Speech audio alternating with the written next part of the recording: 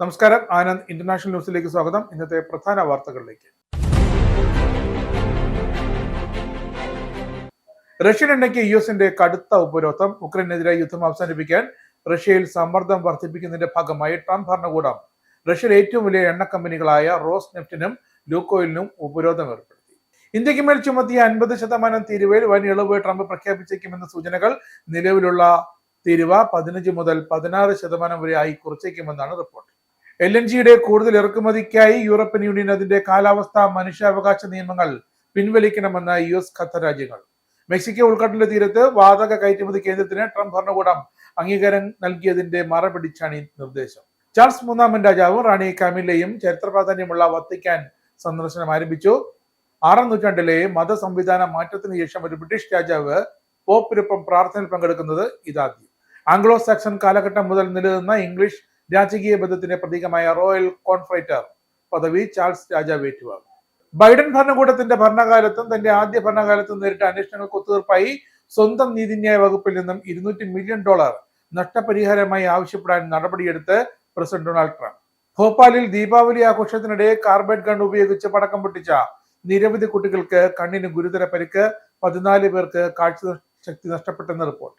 ബീഹാറിൽ മുഖ്യമന്ത്രി സ്ഥാനാർത്ഥിയായി സ്വയം പ്രഖ്യാപിച്ച തേജസ്വി യാദവിന്റെ നിലപാടിനോട് വഴങ്ങി കോൺഗ്രസ്. RJD നേതാവ് തേജസ്വി യാദവ് മഹാസഖ്യത്തിന്റെ മുഖ്യമന്ത്രി സ്ഥാനാർത്ഥിയാകും. മുകേഷ് സാനിയാണ് ഉപമുഖ്യമന്ത്രി സ്ഥാനാർത്ഥി.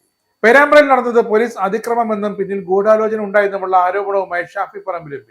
ശബരിമലയിലെ സ്വർണ്ണക്കൊള്ള മറച്ചുവെക്കാനാണ് ശ്രമമെന്നും ഷാഫി പറമ്പിൽ. ശബരിമല സ്വർണ്ണക്കൊള്ള കേസിൽ 2ാം പ്രതി മുൻ അഡ്മിനിസ്ട്രേറ്റീവ് ഓഫീസർ മുരാരി ബാബു അറസ്റ്റിൽ. ഗൂഢാലോചന ഉൾപ്പെടെ നിരവധി നിർണായക വിവരങ്ങൾ ലഭിക്കുമെന്ന പ്രതീക്ഷയിൽ SIT. ചാമ്പ്യൻസ് ലീഗ് സീസണിൽ 2ാം വിജയം സ്വന്തമാക്കിയ ചെൽസി അയാക്സ് FCക്കെതിരായ മത്സരത്തിൽ 1-നെതിരെ 5 ഗോളുകളുടെ തകർപ്പൻ വിജയമാണ് നീലപ്പട സ്വന്തമാക്കിയത്. വാർത്തകൾ വിശദമായി. ഉക്രൈനെതിരായി യുദ്ധം അവസാനിപ്പിക്കാൻ ക്രെംലിനിൽ സമ്മർദ്ദം ശക്തമാക്കുന്നതിന്റെ ഭാഗമായി ട്രംപ് ഭരണകൂടം റഷ്യയിലെ ഏറ്റവും വലിയ 2 എണ്ണ കമ്പനികളായ റോസ് നെഫ്റ്റിനും ലൂക്കോയിലിനും ഉപരോധം ഏർപ്പെടുത്തി. ജനുവരിയിൽ ഡൊണാൾഡ് ട്രംപ് 2ാം ടൈമിൽ പ്രസിഡന്റായ ശേഷമുള്ള റഷ്യക്കെതിരായ ആദ്യ ഉപരോധമാണിത്.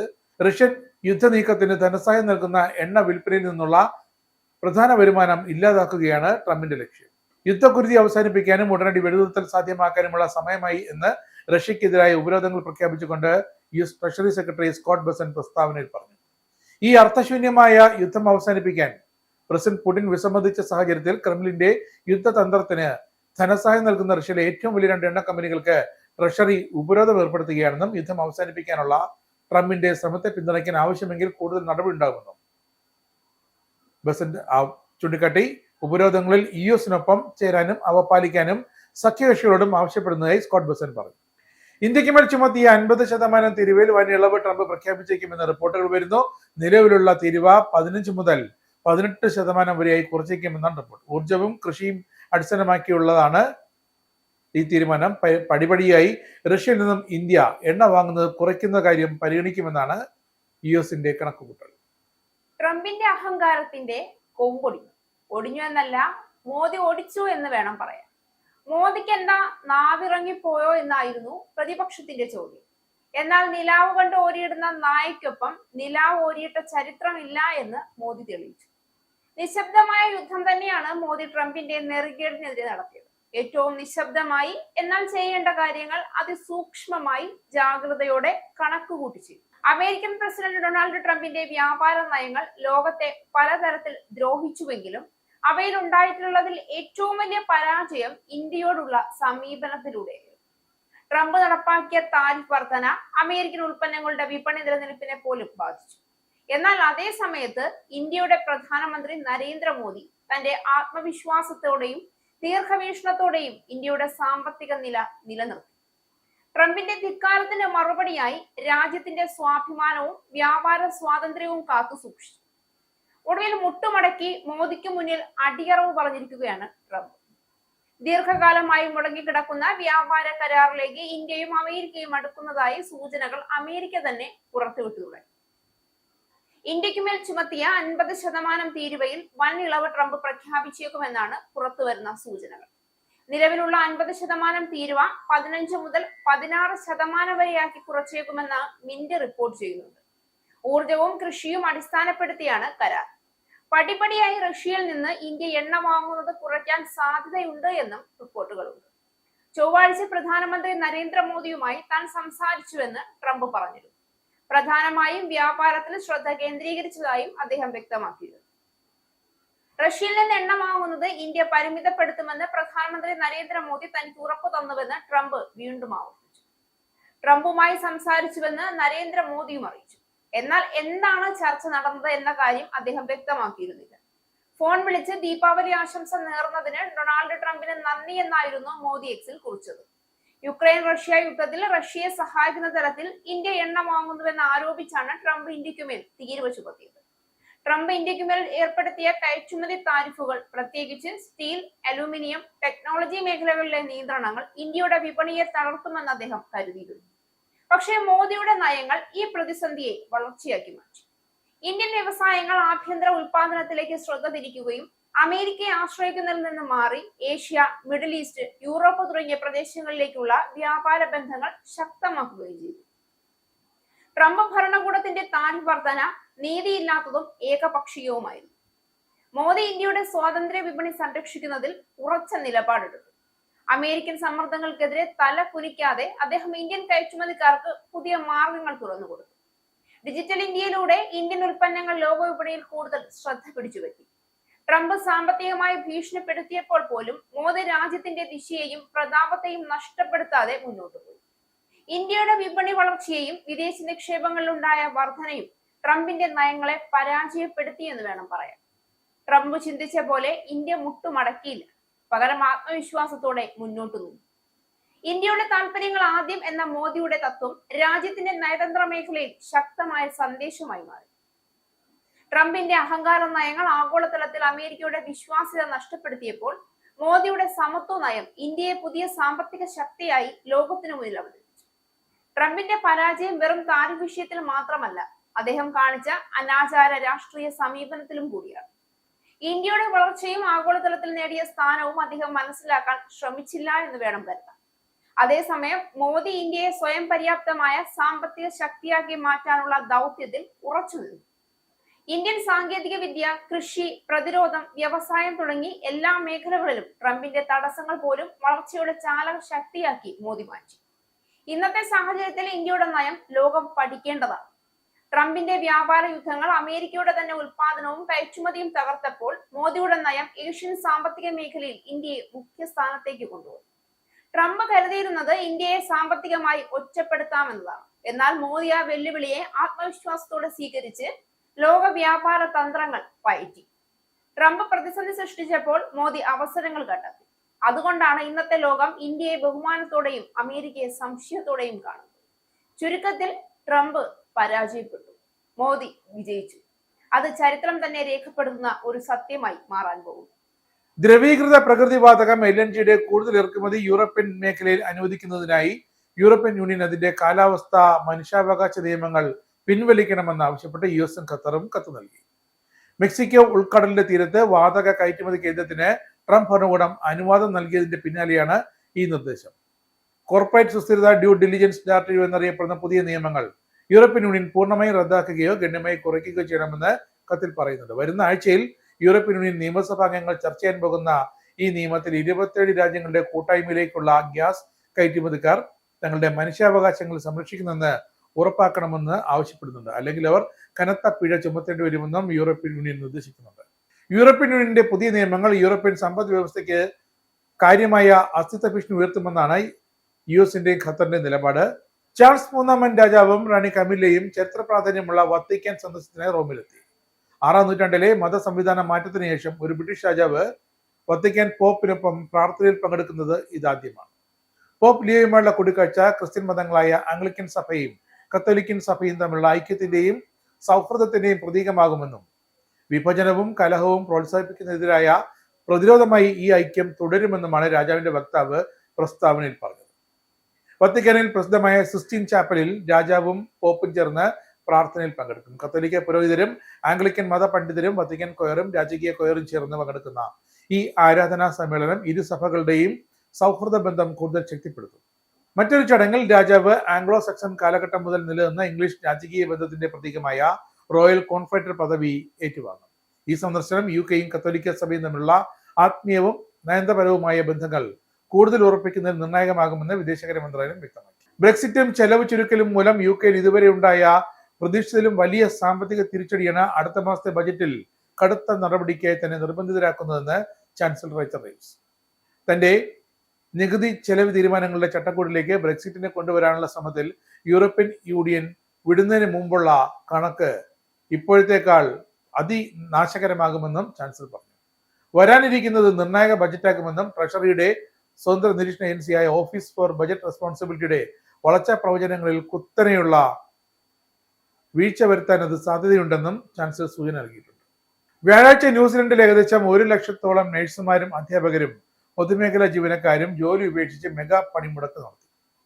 പൊതുസേവനങ്ങൾക്ക് ധനസഹായവും വിഭവ സമാഹരണവും മെച്ചപ്പെടുത്തണം എന്നാവശ്യപ്പെട്ടുകൊണ്ട് രാജ്യം കണ്ട ഏറ്റവും വലിയ പണിമുടക്കായി ഇത് മാറി. 60,000-ലധികം സ്കൂൾ അധ്യാപകരും 40,000 നഴ്സുമാരും മെഡിക്കൽ സ്പെഷ്യലിസ്റ്റുകളും 15,000-ഓളം പബ്ലിക് സർവീസ് ജീവനക്കാരും ഉൾപ്പെടെ വിവിധ മേഖലകളിലെ ജീവനക്കാർ ഒരുമിച്ച് കൂടി. 10,000-കണക്കിന് ആളുകൾ രാജ്യത്തുടനീളമുള്ള റാലികളിൽ ഒത്തുകൂടി സർക്കാർ വിദ്യാഭ്യാസത്തിലും ആരോഗ്യത്തിലും കാതലായ നിക്ഷേപം നടത്തണമെന്ന് പണിമുടക്ക് അനുകൂലികൾ ആവശ്യപ്പെട്ടു. ബൈഡൻ ഭരണകൂടത്തിന്റെ ഭരണകാലത്തും തന്റെ ആദ്യകാലത്തും നേരിട്ട അന്വേഷണങ്ങൾക്ക് ഒത്തുതീർപ്പായി സ്വന്തം നീതിന്യായ വകുപ്പിൽ നിന്നും $230 മില്യൺ ആവശ്യപ്പെടാൻ ഡൊണാൾഡ് ട്രംപ് നടപടികൾ ആരംഭിച്ചു. ഇതോടെ അമേരിക്കക്കാർ മൂക്കത്ത് വിരൽ വയ്ക്കുകയാണ്. അമേരിക്കൻ ചരിത്രത്തിൽ സമാനതകളില്ലാത്തതാണ് തനിക്ക് നഷ്ടപരിഹാരം ലഭിക്കാൻ സ്വന്തമായി ഉത്തരവിടാനുള്ള ഡൊണാൾഡ് ട്രംപിന്റെ നീക്കമെന്ന് നിയമവിദഗ്ധർ വിലയിരുത്തുന്നു. അൺപ്രസിഡന്റഡ്, അഭൂതപൂർവം, ഈ വാക്കിനായി ഇനി പുതിയ പദങ്ങളും പുതിയ അർത്ഥവുമൊക്കെ തരേണ്ട ഗതികേടിലാണ് അമേരിക്കൻ കോടതിയും ലോകവുമൊക്കെ. അങ്ങനത്തെ അമ്മാതിരി ചെയ്തികളാണ് ഡൊണാൾഡ് ട്രംപ് അമേരിക്കൻ പ്രസിഡന്റ് പദവിയിൽ ഇരുന്ന് ചെയ്തു കൂട്ടുന്നത്. അധികാരത്തിന്റെ ലഹരി തലയ്ക്ക് പിടിച്ച ഡൊണാൾഡ് ട്രംപ് ഇപ്പോൾ കാണിക്കുന്നത് മറ്റൊരു മാതൃകയാണ്. ലോകത്ത് ഒരു ഭരണാധികാരിയും മാതൃകയാക്കാൻ പാടില്ലാത്തൊരു കാര്യം. ചക്കരക്കുടത്തിൽ കൈവാരിയിട്ടുകൊണ്ടിരിക്കുകയാണ് ട്രംപ്. ഇനിയും അമേരിക്കയുടെ ട്രഷറിയിൽ കയറ്റി വരാനുള്ള ശ്രമം ഡെമോക്രാറ്റുകൾ തടഞ്ഞപ്പോൾ അമേരിക്കൻ സർക്കാരിനെ തന്നെ അങ്ങ് ഷട്ട്ഡൗണിലാക്കി ഷണ്ടിങ്ങിലാക്കി കളഞ്ഞു ഈ ട്രംപ് എന്ന മഹാൻ. ഒരു ഭരണാധികാരി എങ്ങനെ ആയിക്കൂടാ എന്നതിന്റെ ലോകോത്തരമായ ഉദാഹരണം. ചക്കരക്കുടത്തിൽ നിന്നും കുറച്ച് പൈസ എടുക്കണം. അങ്ങനെ എടുക്കണമെങ്കിൽ അതിന് ആ ട്രംപിന്റെ ഉത്തരവ് തന്നെ വേണ്ടിവരും. അല്ലെങ്കിൽ ട്രംപ് അനുകൂലികൾക്ക് ഇതേ ട്രംപിനോട് ഇന്ന് ചോദിക്കേണ്ടി വരും, ഈ കാശ് അങ്ങേക്ക് ഞങ്ങൾ അനുവദിക്കട്ടെ. ആ ഉത്തരവിടാൻ ഒരു കോടതി വിധി വേണം. അതിനാണ് ഇപ്പോൾ ട്രംപിന്റെ ശ്രമങ്ങൾ. ഏതാണ് ട്രംപിന് വേണ്ട തുകയെന്നല്ലേ? $1-2 ബൈഡൻ ഭരണകൂട കാലത്ത്, തന്റെ ആദ്യ ഭരണകാലത്ത് ഒക്കെ തനിക്കെതിരെ നടന്ന അന്വേഷണങ്ങളുടെ ഒത്തുതീർപ്പായിട്ട് സ്വന്തം അമേരിക്കൻ നീതിന്യായ വകുപ്പിൽ നിന്നും $230 മില്യൺ ഇപ്പോൾ ഡൊണാൾഡ് ജെ ട്രംപ് എന്ന ലോക പ്രസിഡന്റ് നഷ്ടപരിഹാരമായി ചോദിച്ചിരിക്കുന്നത്. അമേരിക്കയുടെ ചരിത്രത്തിൽ തന്നെ അൺപ്രസിഡന്റഡ്, അതായത് സമാനതകളില്ലാത്ത ഒരു സംഭവമാണ് ഈ പദ്ധതി എന്നാണ് ഇപ്പോൾ വിധി എഴുതുന്നത്. 2016 തന്റെ തെരഞ്ഞെടുപ്പ് പ്രചരണ സംഘത്തിന് റഷ്യൻ സർക്കാരുമായി ബന്ധമുണ്ടായിരുന്നു എന്ന ആരോപണങ്ങൾ. 2022 ഓഗസ്റ്റിൽ രഹസ്യരേഖകൾക്കായി FBI തന്റെ മാർ എലാഗോ എസ്റ്റേറ്റിൽ നടത്തിയ പരിശോധന വീണ്ടെടുത്തു കൊണ്ടുപോയ ഫയലുകൾ, തെളിവുകൾ, ഇതൊക്കെ സംബന്ധിച്ച് എല്ലാം ട്രംപ് അന്ന് നിഷേധിച്ചിരുന്നു. ഇപ്പോഴും നിഷേധിക്കുകയാണ്. ഈ ആരോപണങ്ങളുമായി ബന്ധപ്പെട്ടാണ് ട്രംപ് ഇപ്പോൾ നഷ്ടപരിഹാരം തരുന്നത് $230 ബില്യൺ. 2023-ലും 2024-ലും പദവിയിലില്ലാതിരുന്ന കാലത്ത് ഡൊണാൾഡ് ട്രംപിന്റെ അഭിഭാഷകർ ഇതാവശ്യപ്പെട്ട് 2 ഭരണപരമായ അവകാശവാദങ്ങളാണ് കോടതിയിൽ സമർപ്പിച്ചത്.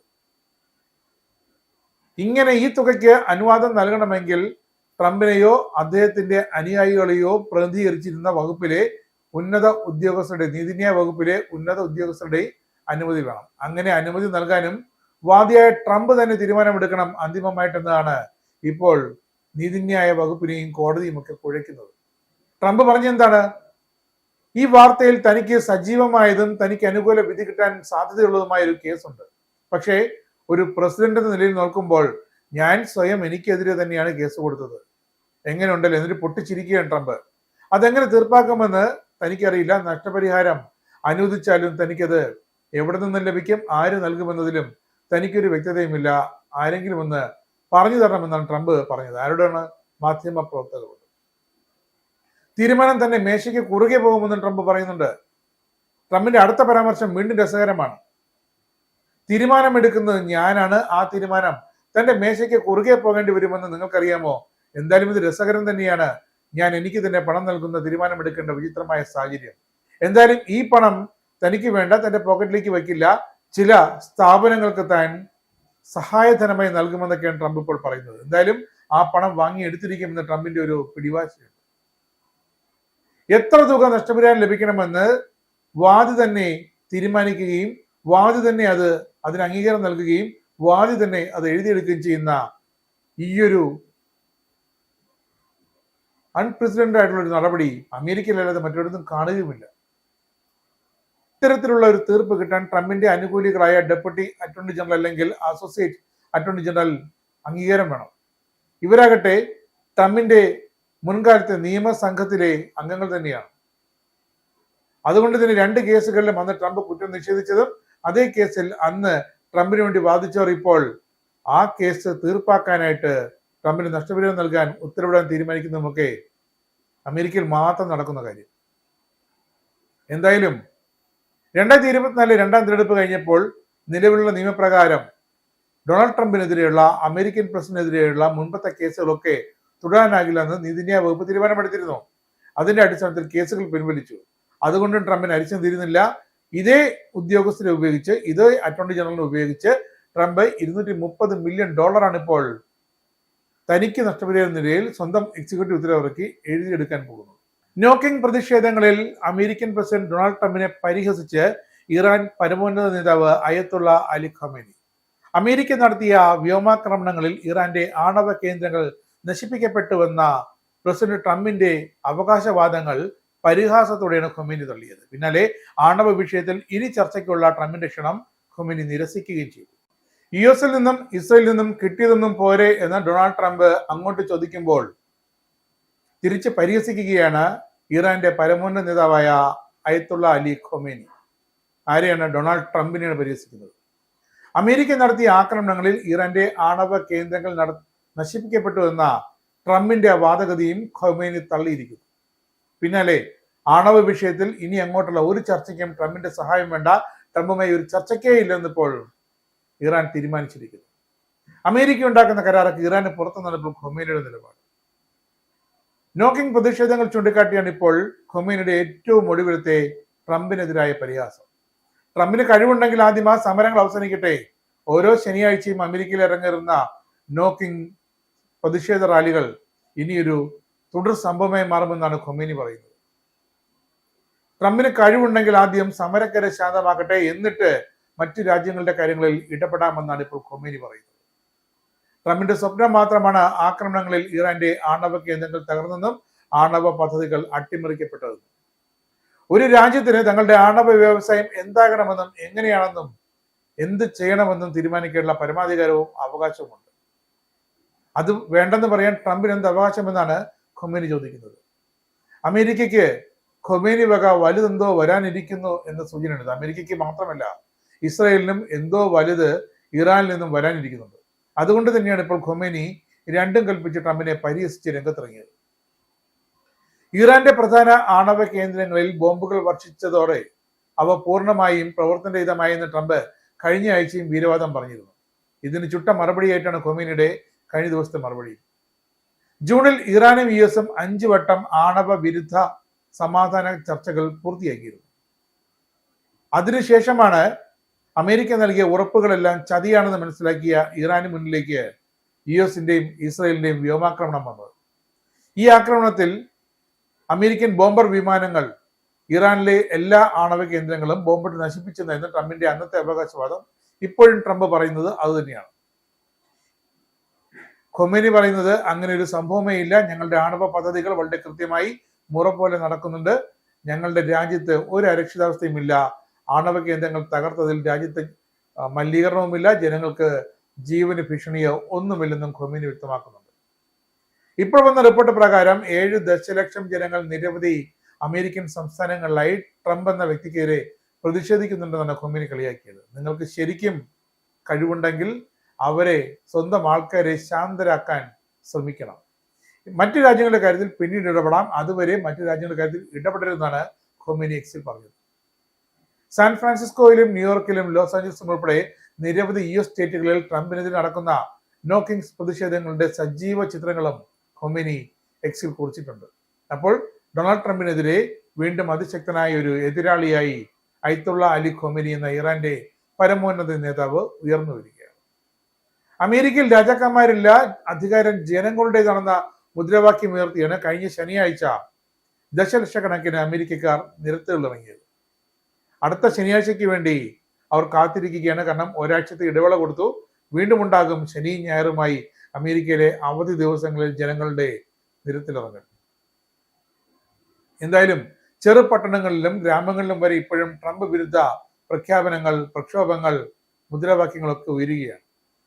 ട്രംപ് ഭരണകൂടത്തിന്റെ നടപടികൾ ജനാധിപത്യ വിരുദ്ധമെന്നാണ് അമേരിക്കക്കാർ തന്നെ പറയുന്നതെന്നും അത് തങ്ങൾ നേരത്തെ പറഞ്ഞതാണെന്നും ഒരു രാജ്യത്തിന്റെ സുരക്ഷയോ അഖണ്ഡതയോ പരമാധികാരമോ കാത്തു സൂക്ഷിക്കാൻ സാധിക്കാത്ത ഡൊണാൾഡ് ജെ ട്രംപ് എന്ന അമേരിക്കൻ പരമാധികാരിക്ക് എന്ത് അധികാരമാണ്, എന്ത് അവകാശമാണ് ഇറാൻ എന്ന രാജ്യത്തിന്റെ പരമാധികാരത്തിലും ജനങ്ങളുടെ സുരക്ഷയിലും ചെന്ന് കൈ കടത്താൻ എന്നാണ് ഇപ്പോൾ അവിടുത്തെ പരമോന്നത നേതാവ് തന്നെ ചോദിക്കുന്നത്. അനധികൃത കുടിയേറ്റക്കാരാണെങ്കിൽ അവരെ നാട് കടത്തണമെന്ന് 40% അമേരിക്കക്കാർ ഒരു സർവേയിൽ അഭിപ്രായപ്പെട്ടു. ദി ഇക്കണോമിസ്റ്റും യുഗോവും സംയുക്തമായി നടത്തിയ സർവേ പ്രകാരം 38% പേർ ചില നിബന്ധനകൾ പാലിക്കുന്നുണ്ടെങ്കിൽ മാത്രമേ ഈ കുടിയേറ്റക്കാരെ അമേരിക്കയിൽ തുടരാൻ അനുവദിക്കാവൂ എന്ന് അഭിപ്രായപ്പെട്ടപ്പോൾ 14% പേർ നിബന്ധനകൾ ഇല്ലാതെയും അവരെ തുടരാൻ അനുവദിക്കണമെന്നും ചൂണ്ടിക്കാട്ടി. 8% പേർ വിഷയത്തിൽ വ്യക്തമായ അഭിപ്രായമില്ലെന്നും റിപ്പോർട്ട് ചെയ്തു. സർവേ ഫലങ്ങൾ പ്രസിഡന്റ് ഡൊണാൾഡ് ട്രംപിന്റെ അതിർത്തി നയം സംബന്ധിച്ച കടുത്ത പിന്തുണയാണെന്ന് സൂചിപ്പിക്കുന്നു. ട്രംപ് അനുകൂലികളിൽ 67% പേർ കുറ്റചരിത്രം പരിഗണിക്കാതെയുള്ള നാടുകടത്തലിനെ പിന്തുണച്ചു. എന്നാൽ മുൻ വൈസ് പ്രസിഡന്റ് കമല ഹാരിസിനെ പിന്തുണയ്ക്കുന്നവരിൽ 14% പേർ മാത്രമാണ് ഇതേ അഭിപ്രായം പങ്കുവച്ചത്. സ്വതന്ത്ര വോട്ടർമാരിൽ 41% പേർ നാടുകടത്തലിനെയും 39% പേർ നിർബന്ധപൂർവമായ താമസത്തെയും പിന്തുണച്ചു. രാഷ്ട്രീയത്തിന് പുറമെ സാമ്പത്തികവും സർവേയിൽ വിഷയമായി. ഭൂരിപക്ഷം പേരും സാമ്പത്തിക നിരാശയാണ് അമേരിക്കയിൽ പ്രകടിപ്പിച്ചത്.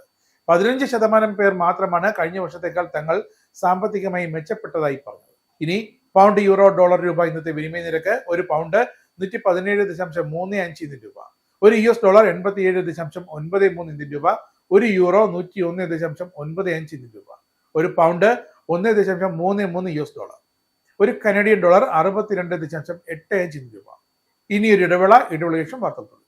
Book your Indigo flight tickets easily and safely with Anand Travel. Call UK number 020-8548-4897. Indian cell number 918921120509. Or please mail to info@anandtravel.com. Have a happy journey.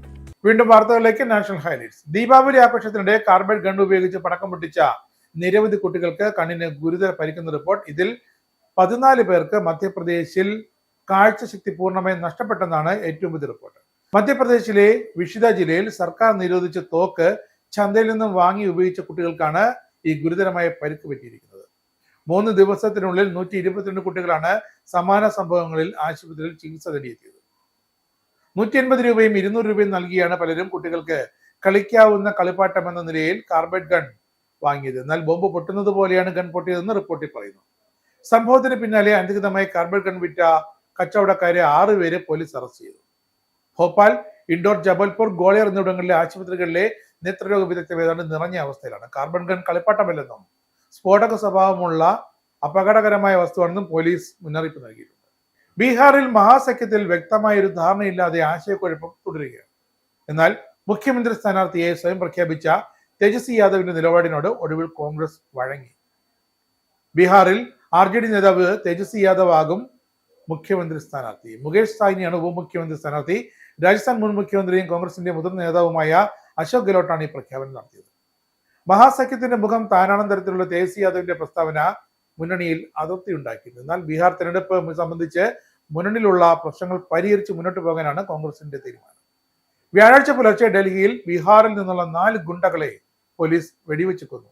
കുപ്രസിദ്ധ സിഗ്മ ഗ്യാങ്ങിൽപ്പെട്ടവരാണ് കൊല്ലപ്പെട്ടതെന്ന് പോലീസ് പറഞ്ഞു. ബീഹാർ നിയമസഭാ തെരഞ്ഞെടുപ്പിന് മുന്നോടിയായി ഈ സംഘം വലിയ ഗൂഢാലോചന നടത്തിയതായാണ് ആരോപണം. നിരവധി കേസുകളിൽ പ്രതികളായ ഇവർ ഗുണ്ടാ ലിസ്റ്റിലെ പ്രധാനികളായിരുന്നു. വടക്ക് പടിഞ്ഞാറൻ ഡൽഹിയിൽ പുലർച്ചെ 2:20 ഏറ്റുമുട്ടൽ. ഗുണ്ടാ സംഘം പോലീസിന് നേർ വെടിതീർത്ത് രക്ഷപ്പെടാൻ ശ്രമിക്കുന്നതിനിടെയാണ് പ്രത്യാക്രമണം ഉണ്ടായത്. വെടിയേറ്റവരെ രോഹിണിയിലെ ഡോക്ടർ ബാബാ സാഹിബ് അംബേദ്കർ ആശുപത്രിയിൽ പ്രവേശിപ്പിച്ചെങ്കിലും മരണം സംഭവിച്ചു. സിഗ്മ ഗ്യാങ്ങിന്റെ നേതാവ് രഞ്ജൻ പഥക്, ബിംലേഷ് മഹത്തോ, മനീഷ് പഥക്, അമൻ താക്കൂർ എന്നിവരാണ് കൊല്ലപ്പെട്ടത്. ഗോവയിലുണ്ടായ ബൈക്ക് അപകടത്തിൽ 2 മലയാളി അഗ്നിവീർ നാവികസേനാംഗങ്ങൾക്ക് ദാരുണാന്ത്യം. ശൂരനാട് വഴക്ക് നടുവിലെ മുറി പ്രസന്നകുമാറിന്റെ മകൻ ഹരിഗോവിന്ദ് കണ്ണൂർ സ്വദേശി വിഷ്ണു എന്നിവരാണ് മരണപ്പെട്ടത്. ഗോവയിലെ അഗസൈമിൽ ബുധനാഴ്ച പുലർച്ചെ 1:30 അപകടം. കൊച്ചിയിലെ നാവികസേന ആസ്ഥാനത്ത് നിന്നും ഗോവയിൽ സ്പെഷ്യൽ ഡ്യൂട്ടിക്ക് ചെന്നവരാണിവർ. ജോലി കഴിഞ്ഞ് ബേസ് ക്യാമ്പിലേക്ക് മടങ്ങുന്നതിനിടെ അഗസൈമിനും ബാംബോലും ഹോളിക്രോസ് പള്ളിക്കും ഇടയ്ക്ക് വെച്ച് അപകടത്തിൽപ്പെടുകയായിരുന്നു. ഇവർ സഞ്ചരിച്ച ബൈക്ക് നിയന്ത്രണം വിട്ട് പാതയത്ത് ഡിവൈഡറിൽ ഇടിച്ചു മറിയുകയായിരുന്നു. ഇനി കേരള ഹൈലൈറ്റ്സ്. KPCC പുനഃസംഘടനയിൽ പ്രതിഷേധം അറിയിച്ചതിന് തൊട്ട് പിന്നാലെ ചാണ്ടി ഉമ്മൻ MLA-ക്ക് പുതിയ പദവി നൽകി. 2 സംസ്ഥാനങ്ങളുടെ ടാലന്റ് ഹണ്ട് കോർഡിനേറ്റർ പദവിയിലേക്കാണ് ചാണ്ടി ഉമ്മനെ നിയോഗിച്ചത്. അരുണാചൽ പ്രദേശ്, മേഘാലയ സംസ്ഥാനങ്ങളുടെ ചുമതലയാകും ചാണ്ടി ഉമ്മൻ. പ്രതിഷേധിച്ച ഷമ മുഹമ്മദിന് ഗോവയുടെ ചുമതലയും ജോർജ് കുര്യന് കേരളത്തിന്റെ ചുമതലയും നൽകി. KPCC പുനഃസംഘടനയിൽ പ്രതിഷേധം അറിയിച്ചവരെ AICC പരിഗണിക്കുകയായിരുന്നു. അതേസമയം പ്രതിഷേധിക്കാത്തവരെ പരിഗണിച്ചില്ല എന്നായിരുന്നു ആരോപണം. പേരാമ്പ്രയിൽ നടന്നത് പോലീസ് അതിക്രമം തന്നെയാണെന്നും അതിന് പിന്നിൽ ഗൂഢാലോചന ഉണ്ടായെന്നും ആരോപിച്ച് ഷാഫി പറമ്പിലുണ്ട്. ശബരിമലയിലെ സ്വർണ്ണക്കൊള്ള മറച്ചുവെക്കാനായിരുന്നു ഈ ശ്രമമെന്നും അദ്ദേഹം പറഞ്ഞു. താൻ അവിടെ എത്തിയത് കൊണ്ടാണ് ആക്രമണം ഉണ്ടായതെന്ന് പോലീസ് പ്രചരിപ്പിച്ചു. ലാത്തിചാർജ് ഉണ്ടായിട്ടില്ലെന്ന് SP വ്യാജ പ്രചരണം നടത്തി. ഒരു പോലീസ് ഉദ്യോഗസ്ഥൻ ആസൂത്രിതമായി തന്റെ തലയിലും മൂക്കിലടിച്ചു. അഭിലാഷ് ഡേവിഡ് എന്ന പോലീസുകാരനാണ് തന്നെ ആക്രമിച്ചത്. ഇയാൾ 2023 ജനുവരി 16 പിരിച്ചുവിട്ട 3 പോലീസുകാരിൽ ഒരാളാണ്. ഗുണ്ടാബന്ധത്തിന്റെ പേരിൽ നിന്ന് പിരിച്ചുവിടില്ലെങ്കിലും അവരിപ്പോഴും സർവീസിൽ തുടരുന്നു. വടകര കൺട്രോൾ റൂം സിയാനുകൾ പേരാമ്പ്രയിൽ അക്രമത്തിന് നേതൃത്വം നൽകിയത് അഭിലാഷാണ്. ഇയാൾ CPM ഗുണ്ടയാണെന്നും ഷാഫി പറമ്പിൽ ആരോപിച്ചു. ശബരിമല സ്വർണ്ണക്കൊള്ള കേസിൽ 2ാം പ്രതി മുൻ ദേവസ്വം അഡ്മിനിസ്ട്രേറ്റീവ് ഓഫീസർ മുരാരി ബാബു അറസ്റ്റിൽ. കഴിഞ്ഞ ദിവസം രാത്രി 10 മണിക്കാണ് പെരുന്നേരെ വീട്ടിൽ വെച്ച് ഇയാളെ ക്രൈംബ്രാഞ്ച് കസ്റ്റഡിയിലെടുത്തത്. തിരുവനന്തപുരത്തെ ക്രൈംബ്രാഞ്ച് ആസ്ഥാനത്തെത്തിച്ച് ചോദ്യം ചെയ്തിരുന്നു. ഹൈക്കോടതിയുടെ ഇടക്കാല ഉത്തരവിന് പിന്നാലെയായിരുന്നു SITയുടെ നീക്കം. ഗൂഢാലോചന ഉൾപ്പെടെ നിർണായക വിവരങ്ങൾ ഇയാളിൽ നിന്ന് ലഭിക്കുമെന്നാണ് SITയുടെ പ്രതീക്ഷ. ഉണ്ണികൃഷ്ണൻ പോറ്റിയെ മുരാരി ബാബുവുമായി ഒരുമിച്ചിരുത്തി ചോദ്യം ചെയ്യുമെന്നും റിപ്പോർട്ടുണ്ട്. മുരാരി ബാബുവിനെതിരെ ഉണ്ണികൃഷ്ണൻ പോറ്റി നേരത്തെ മൊഴി നൽകിയിരുന്നു. മുരാരി ബാബുവാണ് ശ്രീകോവിലിന് ഇരുവശത്തുമുള്ള സ്വർണം പൂശിയ ദ്വാരപാലക ശില്പങ്ങൾ ചെമ്പ് തകടെന്ന് തെറ്റായി രേഖപ്പെടുത്തിയത്. 2024 ശബരിമല ദ്വാരപാലക ശില്പത്തിലെ സ്വർണ്ണപ്പള്ളികൾ നവീകരണത്തിനായി ഉണ്ണികൃഷ്ണൻ പോറ്റിയുടെ കയ്യിൽ കൊടുത്തുവിടുന്നതിന് മുരാരി ബാബു ഇടപെട്ടതായും ദേവസ്വം വിജിലൻസ് കണ്ടെത്തിയിരുന്നു. റാപ്പർ വേടൻ എന്ന ഹിരൺദാസ് മുരളിക്കെതിരായ ലൈംഗിക അതിക്രമ കേസിൽ പരാതിക്കാരിക്ക് നൽകിയ നോട്ടീസ് പോലീസ് പിൻവലിച്ചു. പരാതിക്കാരി തൽക്കാലം ഹാജരാകേണ്ടതില്ലെന്ന് എറണാകുളം സെൻട്രൽ പോലീസ് ഹൈക്കോടതിയെ അറിയിച്ചു. തന്നെക്കുറിച്ചുള്ള വ്യക്തിപരമായ വിവരങ്ങൾ നോട്ടീസിലുണ്ടെന്നും ഈ വിവരം പുറത്തുവിടരുതെന്ന് പോലീസിന് കർശന നിർദ്ദേശം നൽകണമെന്നും ആവശ്യപ്പെട്ടാണ് ഹർജിക്കാരി ഹൈക്കോടതിയെ സമീപിച്ചത്. വേടന്റെ രാഷ്ട്രീയവും സാമ്പത്തികമായ സ്വാധീനം മൂലം തന്റെ വിശദാംശങ്ങളും ആരോപണങ്ങളും ഉൾപ്പെടെ പരസ്യമാക്കാൻ സാധ്യതയുണ്ടെന്ന് കാണിച്ചാണ് യുവതി കോടതിയെ സമീപിച്ചത്. നോട്ടീസ് പിൻവലിച്ചു എന്ന് പോലീസ് വ്യക്തമാക്കിയതോടെ ഹൈക്കോടതി പരാതിക്കാരുടെ ഹർജി തീർപ്പാക്കി. എന്നാൽ പരാതിക്കാരുടെ മൊഴിയെടുക്കാതെ അന്വേഷണം തുടരാൻ സാധ്യമല്ലെന്ന നിലപാടാണ് സെൻട്രൽ പോലീസിനുള്ളത്. ഇനി സ്പോർട്സ്.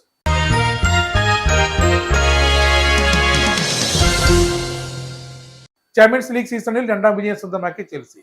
അയാക്സ് FCക്കെതിരായ മത്സരത്തിൽ 1-നെതിരെ 5 ഗോളുകളുടെ തകർപ്പൻ വിജയമാണ് നീലപ്പട സ്വന്തമാക്കിയത്. ചെൽസിക്ക് വേണ്ടി mark ഗ്യൂ, മോക്സസ് Caicedo, endo Firnas, എസ്റ്റെവോ, ടൈറിക് George എന്നിവർ വലകുലുക്കി. അയാക്സിന് വേണ്ടി വാട്ട് പുഗോഴ്സീസ് ആശ്വാസ ഗോൾ നേടി.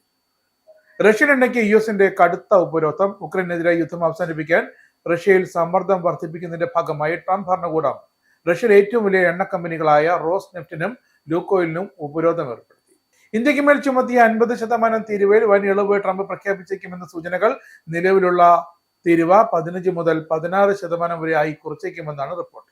LNGയുടെ കൂടുതൽ ഇറക്കുമതിക്കായി യൂറോപ്യൻ യൂണിയൻ അതിന്റെ കാലാവസ്ഥ മനുഷ്യാവകാശ നിയമങ്ങൾ പിൻവലിക്കണമെന്ന US, ഖത്തർ രാജ്യങ്ങൾ. മെക്സിക്കോ ഉൾക്കടലിന്റെ തീരത്ത് വാതക കയറ്റുമതി കേന്ദ്രത്തിന് ട്രംപ് ഭരണകൂടം അംഗീകാരം നൽകിയതിന്റെ മറപിടിച്ചാണ് ഈ നിർദ്ദേശം. ചാൾസ് 3ാമൻ രാജാവും റാണി കാമില്ലയും ചരിത്ര പ്രാധാന്യമുള്ള വത്തിക്കാൻ സന്ദർശനം ആരംഭിച്ചു. 6ാം നൂറ്റാണ്ടിലെ മത സംവിധാന മാറ്റത്തിന് ശേഷം ഒരു ബ്രിട്ടീഷ് രാജാവ് പോപ്പിനൊപ്പം പ്രാർത്ഥനയിൽ പങ്കെടുക്കുന്നത് ഇതാദ്യം.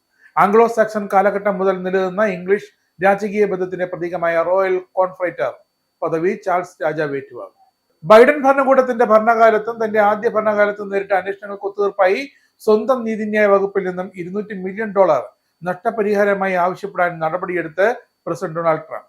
ഭോപ്പാലിൽ ദീപാവലി ആഘോഷത്തിനിടെ കാർബൈഡ് ഗൺ ഉപയോഗിച്ച് പടക്കം പൊട്ടിച്ച നിരവധി കുട്ടികൾക്ക് കണ്ണിന് ഗുരുതര പരിക്ക്. 14 പേർക്ക് കാഴ്ചശക്തി നഷ്ടപ്പെട്ടെന്ന് റിപ്പോർട്ട്. ബീഹാറിൽ മുഖ്യമന്ത്രി സ്ഥാനാർത്ഥിയായി സ്വയം പ്രഖ്യാപിച്ച തേജസ്വി യാദവിന്റെ നിലപാടിനോട് വഴങ്ങി കോൺഗ്രസ്. RJD നേതാവ് തേജസ്വി യാദവ് മഹാസഖ്യത്തിന്റെ മുഖ്യമന്ത്രി സ്ഥാനാർത്ഥിയാകും. മുകേഷ് സാനിയാണ് ഉപമുഖ്യമന്ത്രി സ്ഥാനാർത്ഥി. പേരാമ്പ്രയിൽ നടന്നത് പോലീസ് അതിക്രമമെന്നും പിന്നിൽ ഗൂഢാലോചന ഉണ്ടായെന്നുമുള്ള ആരോപണവുമായി ഷാഫി പറമ്പിൽ എം പി. ശബരിമലയിലെ സ്വർണ്ണക്കൊള്ള മറച്ചുവെക്കാനാണ് ശ്രമമെന്നും ഷാഫി പറമ്പിൽ. ശബരിമല സ്വർണ്ണക്കൊള്ള കേസിൽ രണ്ടാം പ്രതി മുൻ അഡ്മിനിസ്ട്രേറ്റീവ് ഓഫീസർ മുരാരി ബാബു അറസ്റ്റിൽ. ഗൂഢാലോചന ഉൾപ്പെടെ നിരവധി നിർണായക വിവരങ്ങൾ ലഭിക്കുമെന്ന പ്രതീക്ഷയിൽ SIT. ചാമ്പ്യൻസ് ലീഗ് സീസണിൽ രണ്ടാം വിജയം സ്വന്തമാക്കിയ ചെൽസി അയാക്സ് FC-ക്കെതിരായ മത്സരത്തിൽ 1-നെതിരെ 5 ഗോളുകളുടെ തകർപ്പൻ വിജയമാണ് നീലപ്പട സ്വന്തമാക്കിയത്. പ്രധാന വാർത്തകൾ ഒരിക്കൽ കൂടി. ഈ ബുള്ളറ്റിൻ സമാപിക്കുന്നു. നമസ്കാരം.